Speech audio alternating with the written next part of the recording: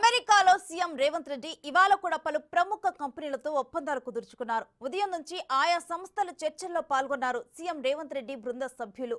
అమెరికాలోనే అతిపెద్ద biotechnology company Amgen తెలంగాణలో కార్యకలాపాలను విస్తరించనుంది. హైదరాబాద్లో కొత్తగా రీసెర్చ్ అండ్ డెవలప్మెంట్ విభాగం ప్రారంభించనున్నట్లు కంపెనీ ప్రకటించింది. హైటెక్ సిటీలో 6 అంతస్తుల భవనంలో ఈ సెంటర్ ఉంటుంది. దాదాపు 3,000 మందికి ఇక్కడ ఉద్యోగాలు లభిస్తాయి. ఈ ఏడాది చివరి త్రైమాసికం నుంచే కంపెనీ తమ కార్యకలాపాలను ప్రారంభించనుంది.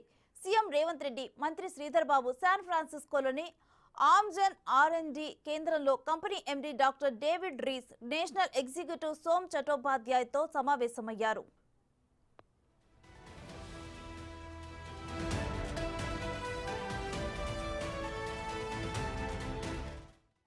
తాజాగా అడోబ్ సిస్టమ్స్ సీఈఓ శంతను నారాయణ్తో సీఎం చర్చలు జరిపారు. తెలంగాణలో ప్రజా ప్రభుత్వం తలపెట్టిన హైదరాబాద్ 4.0 ఫ్యూచర్ సిటీ నిర్మాణం, Young Indian Skills University, Artificial Intelligence City ఏర్పాటు ప్రణాళికలపై శంతను నారాయణ్ ఆసక్తి కనబరిచారు.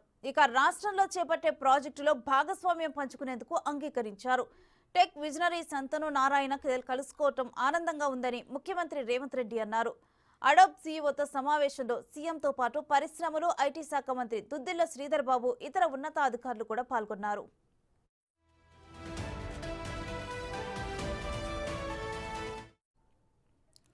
యాపిల్ సంస్థ కార్పొరేట్ ప్రధాన కార్యాలయం యాపిల్ పార్క్ను సీఎం రేవంత్ సందర్శించారు. 175 ఎకరాల విస్తీర్ణంలో ఉన్న ఈ క్యాంపస్ తెలంగాణలో పెట్టుబడులకు అనువైన స్థానమని సీఎం అభిప్రాయపడ్డారు. యాపిల్ ప్రతినిధులకు తెలంగాణను future city, electronic park, skill university, AI సిటీగా తీర్చిదిద్దుతామని వివరించారు. తెలంగాణలో పెట్టుబడులు పెట్టేందుకు సానుకూలంగా స్పందించారని సీఎం వెల్లడించారు.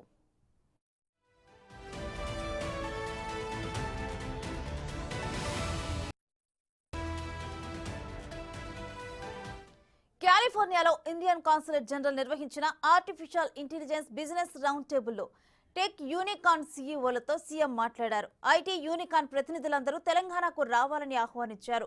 అమెరికాలో ప్రతి రాష్ట్రానికి ఒక ప్రత్యేక లక్ష్యం, ఆ లక్ష్యాన్ని సూచించే నినాదం ఉంటుందని అన్నారు CM. Out of many one అనేది న్యూయార్క్ స్టేట్ నినాదం.